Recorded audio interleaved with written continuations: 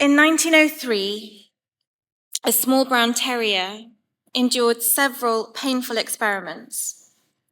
Helpless, tied to a table, experiments were done in front of audiences of medical students while the dog was still conscious. And when they were no longer useful, they were killed with a knife to the heart. This little dog's suffering ignited a movement. The Little Brown Dog case united suffragettes, working class people, and social reformers against injustice and cruelty. Women, like suffragist Charlotte Despard, led the charge, seeing the oppression and disregard of animals' lives as interconnected with the oppression and disregard of women. These women transformed the dog's suffering into a public cause. A statue was erected in Battersea Park in 1906, commemorating the Little Brown Dog and condemning vivisection, and it led to the Brown Dog riots of 1907. Thousands of people clashed over the abuse of power by elite institutions on the one hand and animal rights on the other. The legacy of the Little Brown Dog endures. It highlights the power of symbolic events to galvanize public support. It highlights the critical role that women played and still do play in the animal rights movement. And it shows how the interconnectedness of various social justice causes was clearly understood at that time. And it shows how cruelty towards fellow animals, especially dogs, and especially individual cases, is something that is really deeply felt and can move a broad base of the public to take action. Most of us don't know our movement's story. And until recently, I'm ashamed to say that I knew very little, and I'm still learning. But not knowing our story is a huge problem. If we don't know our history, we can't really know ourselves as a movement. If we're not communicating our story ourselves, we're allowing others who have a vested interest in us failing to narrate our story for us. And their version is that this movement is about individual diet choice and it's taking away people's personal freedoms. But our collective story is very different. It's powerful, it's inspiring, it's a story of morality, of bravery, of determination, and of progress, and it's not about diet. It's about solidarity with our animal cousins, and it's about resisting violence.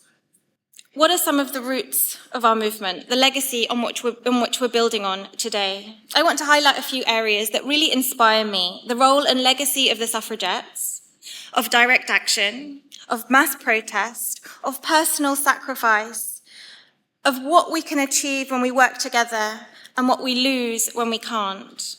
So firstly, the suffragettes. Animal rights and veganism in the West have a really deep historical roots dating back to at least the 19th century, when vegetarianism was closely linked to other progressive causes like women's suffrage. At the time, vegetarianism was not just a dietary choice. It was a core part of the fight for social justice, and prominent suffragettes advocated for vegetarianism, seeing their struggle for women's rights connected to opposing all forms of oppression, including the oppression of other animals. So, for example, Lady Constance Lytton protested being force-fed meat in prison by vomiting it up in an act of rejecting this oppression of animals. Suffragettes even established early vegetarian cafes, integrating their dietary choices with their broader activism. And we've seen the role of suffragettes in the Little Brown Dog case and the fight against vivisection. So that's the suffragettes. Next, I want to talk about direct action. And particularly, I want to talk about the Hunt Sabs and the Animal Liberation Front. So the Hunt Sabs, or saboteurs, established in 1963 at the forefront, and they've been at the forefront of direct action in the movement, courageously intervening to stop the brutal practice of hunting with dogs. And their non-violent methods have come at a really high cost, because they faced violent opposition, arrest, and even death. And despite this, they have continued their relentless commitment to defending fellow animals, and their actions and their courage have played a crucial role in building momentum towards the Hunting Act in 2004. And the fight still continues, and the SABs are still in the fields protecting other animals. And their courage and their dedication is so inspiring to me. The Animal Liberation Front was founded in the UK in 1976 by Ronnie Lee, and it evolved from the Hunt SABs and the more militant group Band of Mercy. Now, the ALF, what I find very inspiring about the ALF is that they adopted a decentralized structure with no formal leadership. So basically, anyone could act under their name if they followed its three principles: non-violence towards all beings, economic sabotage of industries profiting from animal exploitation, and the liberation of animals from abusive conditions. And the ALF actions, range from liberating animals from labs and farms to damaging property associated with animal use. And while property damage was perceived by some as violent, and wearing balaclavas really perpetuated an image of animal rights activists as militant extremists, the idea that anyone could take action without permission and directly liberate other animals is just extremely empowering. So these actions seeded the more potentially, arguably peaceful action of open rescue, started by Patty Marks in Australia in the 80s, which has now spread to the US and to the UK. And open rescue is an action that boldly expresses the idea that we will not be bystanders to violence and injustice. The animal rights movement has seen powerful moments of mass protest, particularly in campaigns led by the National Anti-Vivisection Society, NAVS, which was founded by another suffragette, Frances Cobb, and in campaigns against live exports. In the early 90s, NAVS organised these massive protests against vivisection. Their first London march in 1990 attracted 10,000 people. By 1992, their marches were attracting 23,000 people. This is massive. And these demonstrations were pivotal in the fight against vivisection, and they pushed the issue onto the political mainstream agenda and ignited widespread support amongst the public for animal rights. But then divisions in the movement over strategy and ideology, the usual things, put an end to these large turnouts for now. The campaign against live animal exports in the 90s was another major flashpoint. Thousands of newly radicalized local residents rallied at ports to stop the transport of live animals for slaughter elsewhere. The vast majority of these residents and protesters were middle-aged, middle-class women who had come face-to-face with the victims on their plate for the first time. And when the live export of animals in the UK declined, much of that activist energy was diverted to a completely different cause, vivisection, and campaigns against Consort Kennels, Hillgrove Farm, and the amazing Shack campaign, Stop Huntingdon Animal Cruelty, became major focal points for the fight in animal rights. And the combination then of mass protest, shifting public opinion, and direct action made a profound impact. It forced both the government and the public to confront the ethical implications of both testing on animals and the live export of animals. So the next thing I want to talk about is personal sacrifice. We all know about the suffragettes who risked their lives for freedom with hunger strikes and protests where some of them lost their lives. But how many of us know about the bold and courageous people in our movement who risked their lives and were killed? There are countless stories of bravery and sacrifice, many of which I don't know, but I want to highlight just a few. So in 1991, Mike Hill, an 18-year-old hunt sab, was tragically killed during a hunt confrontation. His was the first hunt sab death, and it shocked the movement, but it also deepened activists' resolve. In 1993, 15-year-old Tom Warby, out on his first sab, was killed in a similar incident. He was run over by a huntsman's vehicle, trying to disrupt a hunt. Jill Phipps was a dedicated animal rights activist who was killed during one of the live export protests in 1995. She was crushed under the wheels of a truck. Jill's death shocked the animal rights community and brought significant attention to the live export issue, and her gravestone reads, "Died as she lived, fearlessly fighting for animals." Barry Horn was an animal rights activist who was known for his radical actions, including rescuing 82 beagles and 26 rabbits from a research facility and attempting to free a captive dolphin called Rocky. His activism led to multiple arrests and a series of hunger strikes, and the longest strike lasted 68 days. Can you imagine? 68 days. This is unfathomable to me. And these strikes brought international attention to testing on animals, and he died in 2001 from complications related to these hunger strikes. The sacrifice, the bravery, the determination of these people and of so many others is just so deeply inspiring and so deeply humbling to me. So the final insight or story that I want to share is actually a story of progress. And it's about ending fur farming in the UK. So in the 90s, underground activists released animals, such as minks and foxes, from captivity, and they caused so much economic damage to the farms that the fur farmers began calling for the government to compensate them to close down their businesses. And then larger animal welfare charities like Compassion in World Farming seized the opportunity and they lobbied for a legislative ban, which culminated in fur farming being officially outlawed in England and Wales in 2001. The UK was the first country in Europe to ban fur farming. It was the first country to ban cosmetic tests on animals and also testing on great apes. And all of these victories have come from the grassroots creating a broad atmosphere of opposition and then larger NGOs lobbying government to capitalize on that public sentiment. So there's these handful of stories highlight many important aspects of the legacy that we have to build on today. I'm just going to pick out a few. So firstly, the link between animal and human rights.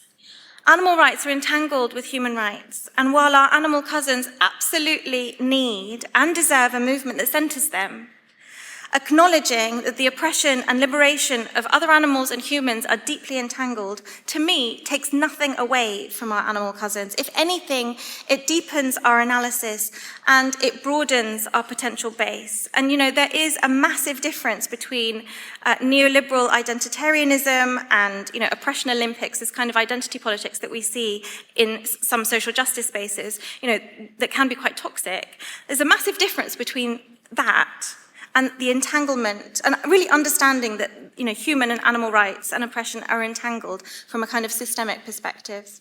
Secondly, the central role of women.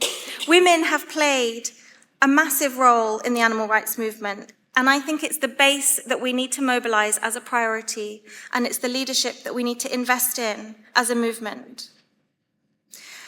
Third, veganism as a social justice issue. Past activists framed vegetarianism and then veganism as an act of solidarity with our animal cousins and part of a larger movement against violence and against exploitation. They didn't frame it as an individual lifestyle issue. Fourth, the power of direct action and mass protest, and the possibility of getting tens of thousands of people on the streets protesting animal exploitation and pushing these issues out into the public consciousness. The fact that we've done it before gives me so much hope that we can do it bigger and better in the future. Fifth, the essential role of the decentralized grassroots movement and organizing and mobilizing a broad base of mainstream society to take action. I'll be talking more about this later. Six, different approaches working in synergy to win legislation and work together towards achieving even bigger milestones. We've seen how important the grassroots on the one hand and the inside game lobbying on the other, working together, is so important. And then finally, just learning about some of this history, some of these stories, I just feel that we need to build on our own tradition of animal activism in the UK rather than looking to traditions of other movements. It's so contextual and we've got so much good stuff to draw on. And I just want to give a shout out to my dear friend and colleague, Tom Harris, who is the one who's primarily educated me on all of these stories and the history of the movement, so thank you. Okay, so I've talked about where we've been. I want to now talk about where are we now? So, and how are we meant to build on the legacy of these previous campaigners, and how are we incorporating these lessons in our current activism? So I'm going to start with the positives. In the last 10 years, veganism seems to have gone mainstream. There are some amazing groups and organizations doing some really, really brilliant progressive things: Veganuary, Plant-Based Treaty, Plant-Based Unis, the Vegan Society, Pro-Veg. And there's been a significant growth in the vegan population, in part through Veganuary normalizing plant-based eating, and major food chains and supermarkets are increasing their plant-based options. We've had legislative wins, for example, banning hunting of foxes and live exports, and we've achieved the Sentience Act. And we also, as Tim was saying, now have a Labour government that has a manifesto that gives us significant opportunities for change, including phasing out testing on animals, ending the farming of puppies, ending the massacre of badgers, and properly ending hunting of foxes. But despite this progress, at present, I don't think our movement has the power to make transformative changes that we need and to really leverage the opportunities of the next 5 years. And to me, this is due to a number of factors that we need to strengthen in our movement. 1, our movement ecosystem. 2, our shared goals. And 3, grassroots people power. So, firstly, our movement ecosystem. Successful social movements have different groups and organizations following different theories of change, working in synergy with one another and forming an ecosystem. And broadly, movements operate through 3 foundational theories of change: personal transformation, building alternatives, and changing dominant institutions that shape society, so the systemic change piece. And this systemic change, the institutional change, can be pursued through the inside game, so that's things like lobbying, strategic litigation, or the outside game, which is putting pressure on the system from the outside, for example, through community organizing and mass protest. Currently, our movement focuses really heavily on personal transformation, sort of the going vegan, and on building alternatives, so all of the alternative so-called meat and dairy, and also on inside game tactics, so the lobbying, but it lacks a strong outside game presence. And historically, movements progress from personal transformation and building alternatives, and then going to community organizing, which then forms the base of mass protest, and then moving on to actual inside game players being able to solidify these gains in law. And while some groups like Plant-Based Treaty and Plant-Based Universities are doing structure-based organizing, so organizing people within structures like communities or universities, and Animal Rising is attempting to shift public opinion through disruption and protest, without a base of community organizing from which to draw, sustained mass protest is going to be really hard. So why is this? So for me, I think there's 3 issues. 1, I think fundamentally it's to do with how our movement is funded. So much money is going from the effective altruism and open community and open philanthropy project, which funnels the effective altruist money. Most of this money is going to welfare-orientated, incremental change, such as cage-free corporate campaigns, focusing on incremental goals rather than transformational goals. And then the other main part of movement funding is going towards vegan and plant-based diet change initiatives. All of these things are needed, but it leaves a really big gap for transformational system change initiatives. And these are the initiatives that can change the game. I think, the situation is also due to the rise of vegan capitalism, which has basically depoliticized veganism, and it's framed us as consumers rather than engaged citizens. And it's framed veganism as an individual lifestyle choice rather than the social justice movement that it is. And finally, I think it's partly due to the state repression that decimated the decentralized grassroots network that was so active in the 80s, 90s, and early 2000s. So, in short, I feel we're missing a strong outside game, and we're missing the synergy then of the inside and outside game working together. And one of the things that can really help this synergy of inside-outside working together is having shared transformational goals. So successful social movements had shared high-level goals, which then guided groups and organizations to focus on a particular area or issue for a period of time. And they were able to create unity and momentum around certain goals, which were key to their success. Their power came through focusing on a particular thing rather than spreading, their attention on lots of different things and then not being able to achieve a breakthrough in any of them. And these goals normally fall into two categories, transactional and transformational goals. So transactional goals are about achieving tangible, incremental, practical wins, which are pragmatic and possible within the current system. Transformational goals are about shifting public debate to enable deeper systemic change. Both are necessary, but the problem arises when we focus only on transactional wins, like cage-free campaigns, which risk welfare washing the inherent cruelties in farming and maintaining the status quo. Incremental changes should be inside game tactics, but not the public narrative that we celebrate, as they can hinder the movement's progress and their goals. So to truly transform the animal rights movement, we need a bold, unified vision that inspires both inside and outside game players. We need to aim for goals that can reshape public opinion and create lasting change. And I think we've seen glimpses of this before in the fights against animal testing, hunting, fur farming, and live exports. These campaigns aligned efforts towards a shared goal and demonstrated the power of unity. So we need to find transformational goals that bridge this welfare rights divide, advancing welfare, but while still paving the way for broader liberation, shifting public consciousness to see animals as the unique individuals they are who deserve freedom. And I think that there are two current opportunities that feel very inspiring and very important to me right now. First, it's banning puppy farming and then testing on dogs, and hopefully then progressing to other animals in the next 5 years. The energy and the focus of the grassroots has been around banning testing for dogs for decades, since at least, the brown dog riots. And there has been a resurgence with the amazing Camp Beagle in recent years. And in the coming months, we will see animal rights activists go on trial for the open rescue of 18 beagle puppies from MBR acres.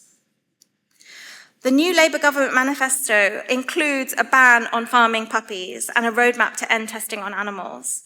And so to me, banning testing on animals, in particular dogs, seems achievable in the next 5 years and can help us to build that mainstream movement of animal lovers that we really need, and then move them on to campaigning, on other issues, including testing on animals who are usually farmed, for example, as a bridge to then campaigning on farmed animal issues.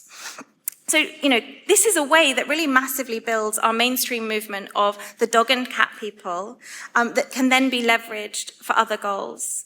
So that's the first opportunity that I think we really need to focus our efforts on. The second is disrupting the high welfare myth and the idea of welfare washing. So the high welfare myth is one of the most harmful and most pervasive narratives in mainstream society that we need to disrupt as a movement. Many of you will have seen Animal Rising's and Animal Justice Project's recent investigations into the RSPCA assured farms. And given how trusted the RSPCA is, the assurance scheme to me and to many others basically serves to legitimize the farming and killing of other animals and is holding us back as a movement and as a society.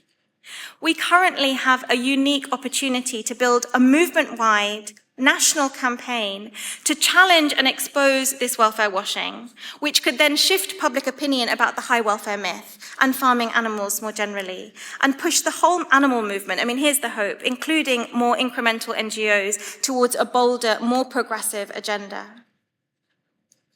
And as Tim mentioned, my dear friend and colleague Natalie and I have recently launched the For Charlie campaign with a whole host of other organisations based around an open letter asking the RSPCA to drop its assured scheme and promote a kinder, more sustainable plant-based future.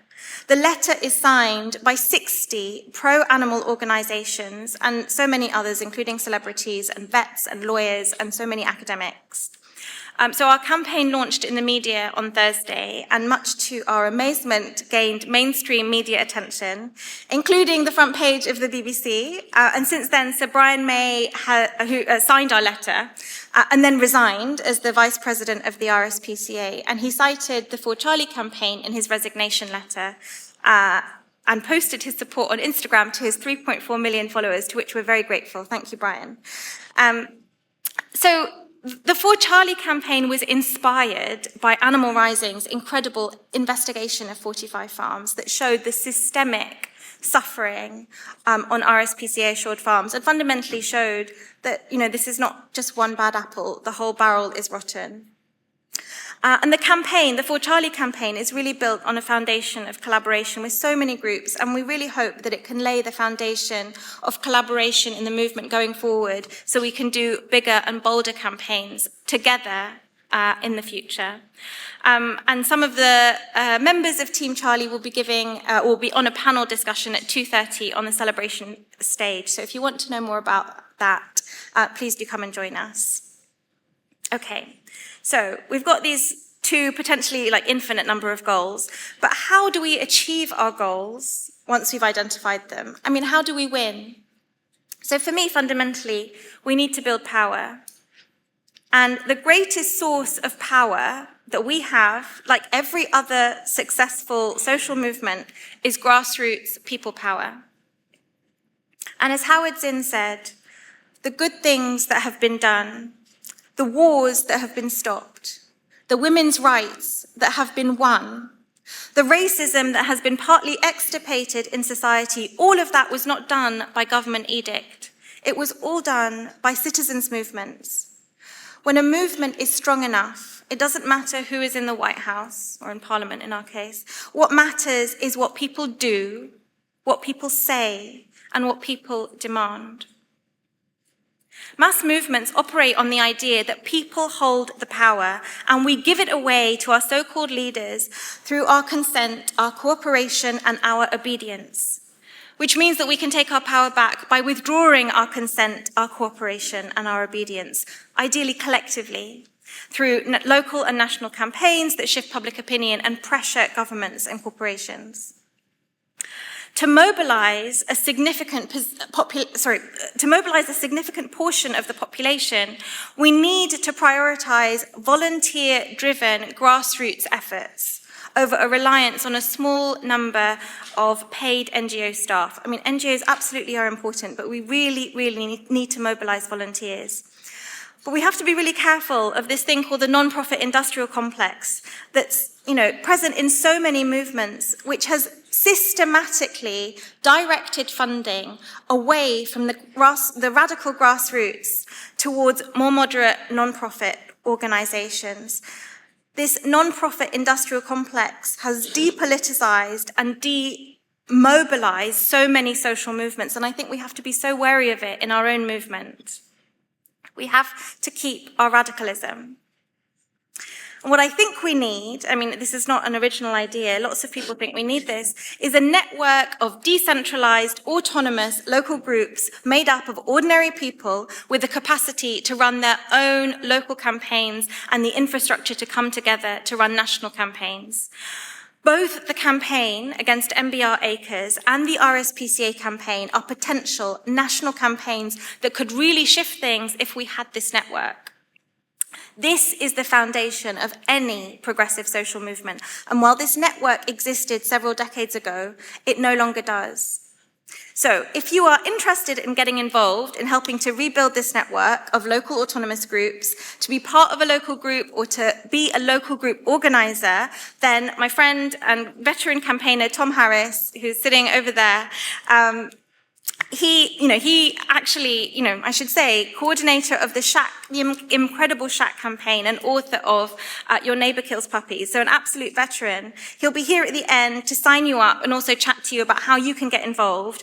Him and his wife Nicola, also a brilliant activist, are working to rebuild this network bigger and better than before.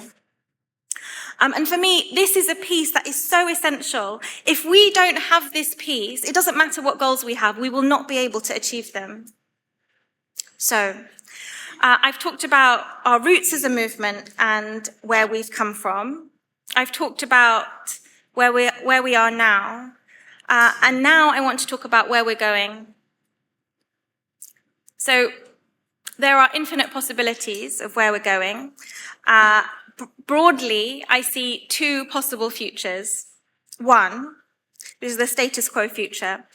A continuation of the status quo, a movement dominated by the non-profit industrial complex, slow, incremental change focused on corporate welfare campaigns that mostly can't be enforced, a slow increase in consumer veganism and flexitarianism that basically can't keep up pace with the increase in the consumption of other animals, and visionary initiatives like the Plant-Based Treaty staying on the margins, and groups like Animal Rising continuing to create opportunities that the movement does not have the capacity to leverage.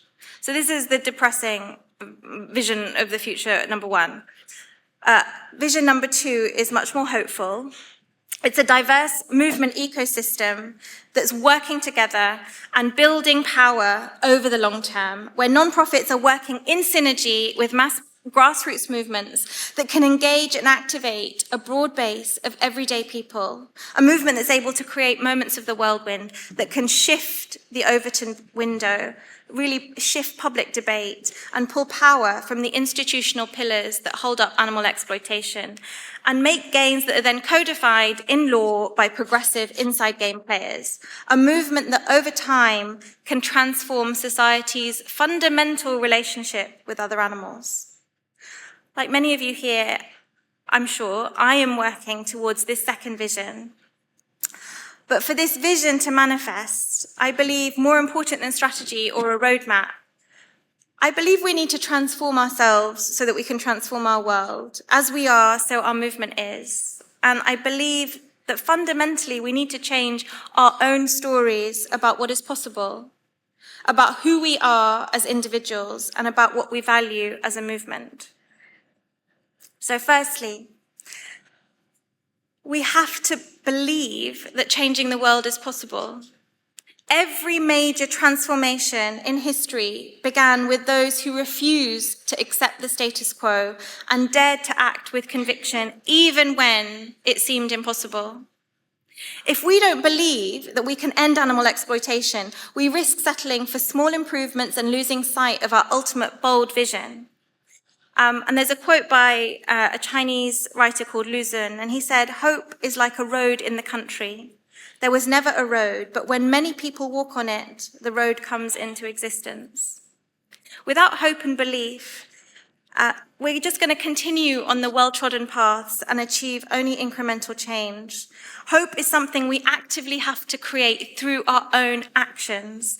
The abolition of the slave trade took 100 years. The modern animal rights movement is only 50 years old. For a long time, it might feel like we're not making progress and that, it's not enough. But at some point, we will hit a tipping point and our efforts will accelerate into radical change. This is what has happened in so many social movements, and this is fundamentally how change often happens in complex systems. Change is non-linear. So we have to keep the faith. We have to keep doing the work, even when it feels like progress is too slow. Second, we have to dare to believe that we are the ones that we've been waiting for. I'm curious, how many of you in the audience feel like you are the ones that we've been waiting for? Hands up. Okay, this is very depressing. People. Yes, thank you. Some people have got 2 hands up. This is what we want to see. History has shown us that change doesn't come from some distant savior. It comes from ordinary people like you and like me, willing to take a stand. And women, I am looking especially at us. For those of us this applies to, #NotAllWomen, we have to transcend our conditioning. We have to transcend our self-doubt, our wounds of being, not enough and too much all at the same time. And we have to reclaim our power. I believe that women are the massive, untapped source of power in this movement and in society in general. And without us stepping into our power and into our own versions of leadership, and I'm talking about collaborative, facilitative, inclusive, integrated leadership, without this, I don't think we stand a chance as a movement or as a society. And when I talk about power, I want to share something that Kimberly Carroll, an amazing coach for changemakers in the animal movement, said recently.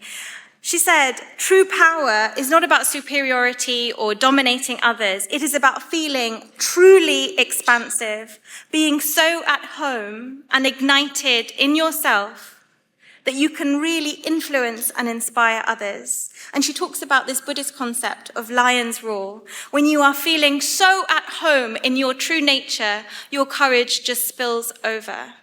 This is what we need, and I think every single one of us is capable of this. So, how many of you think that you are the change that we're waiting for? Please. Thank you. Okay. Okay, so 3, we have to invest in relationships. A really great activist and author, Adrienne Marie Brown, she talks about movements that move like a murmuration of starlings, dancing collectively through the air, each bird trusting the other to lift, to adapt, and to move as one. To cultivate this deep trust, we need to break out of our silos. We need to engage beyond our own echo chambers. And by the way, this advice is as much for me as it is for you. I'm guilty of staying in my own echo chamber and in my silo. We have to build genuine connections across the movement. And in complex systems, which is what we're operating in, trust and relationships are the glue that hold everything together. They enable collaboration, innovation, resilience, allowing diverse parts of the system to work together seamlessly. Without trust, even the best designed systems will break down. So we need to prioritize building these connections across the welfare rights divide, all these basically artificial divides that we've created. We have to build relationships across them because we can only transform through being connected and through relationship. 4th, I think that we need to balance the knowledge of the knowledge of the mind and the wisdom of the heart. The head brings data and strategy, while the heart offers compassion and courage. Overemphasizing logic disconnects us from our empathy, while relying solely on emotion can lack direction. And I think our society and our movement overvalues the head and undervalues the heart. For me, true strength lies in uniting both, acting with the wisdom of a sage and the courage of a warrior. And when we ground ourselves in these, really basic things like love, like compassion, and like peace, we can act from a place of humility and wholeness, not from our wounds, not from our trauma. And this opens us up to the wisdom of life, but also to the wisdom of others. And it reminds us that there is no single right way. There is no perfect solution. So for me, embracing this more balanced approach means that we could potentially build a movement that is both effective and transformative, just and compassionate, and we can all embody the change that we want to see in the world. And finally, I believe that we need to be fueled by love and by joy. And while I really know so deeply that it's very hard to access love and joy in a world that is so full of violence, that's so full of suffering, unnecessary suffering, but cultivating love and joy is essential. Love connects us to each other, it connects us to our fellow animals, and it connects us to the world that we're trying to protect. It helps us to see the humanity in others, even when we fundamentally disagree with them. It allows us to believe in the possibility of transformation and to stay committed even when things are tough. And joy sustains us. It's what keeps our spirits high and our hearts open. And without joy, we cannot actually be truly generous. So I'm not saying that anger and rage don't have a place. They absolutely do. But from where I'm standing, anger and rage, they can ignite us, but they cannot sustain us. Whereas joy is a renewable resource that allows us to give more, to do more, and to be more. My vision is a movement that is so vibrant, that is so full of life and hope, that people are drawn to it, not out of guilt or out of fear, but because they want to be part of something beautiful. We need to create that. And I love this quote from Valerie Kaur, who's author of this great book called Sage Warrior. She says, "Joy is the gift of love. Grief is the price of love. Rage is what we harness to protect that which we love. And when we feel we have reached our limit, wonder is what returns us to the labor of love." I really believe that if we can build the power of the movement and transform ourselves, we can actually truly leverage the opportunities that we have in front of us in the next 5 years. The Labour government's manifesto, as we've said, it's talked about phasing out testing on animals, ending hunting of foxes, ending the massacre of badgers, ending the import of fur and other so-called products of violence. And, we can continue to exert pressure on animal agriculture and disrupt the high welfare myth. So it really feels to me that we are at the start of a new and exciting chapter in the fight for animal freedom. And, veganism is now mainstream. Plant-based changes are spreading across institutions. This is massive. We didn't see this, only a few years ago. And organizations like Animal Rising are creating opportunities for us to shift public opinion. And with this new Labour government, we have a real chance to make a significant difference. Whether this chapter actually manifests in the way that we want, it really is up to us. It could fizzle out or it could change everything. Each one of us has a unique role to play in this next chapter with our own perspectives, our own strengths, our own gifts. The world and our fellow animals need us to be engaged, on fire, and acting from a place of love and possibility. Who we are matters, what we do matters, it all matters and it all makes a difference. Imagine what we could achieve if all of us, ignited, empowered and energized by love and inspiration, could come together, united under a bold vision of a world where all beings are free. I think that we could be unstoppable. Let's remember the legacy and the lineage that we are part of. Ordinary people, like you and like me, made extraordinary by the power of a calling greater than ourselves to achieve freedom for our animal kin. Let's choose to believe that real change is possible, and by believing it, make it so. And let's have the courage to see that we are the ones who can help to make that change. We have to stop waiting for permission. We have to stop leaving it up to others. Every single one of us, myself included, is being called to do more and be more in service of a more beautiful, just, and compassionate world for other animals and humans. So let's answer the call together. Thank you.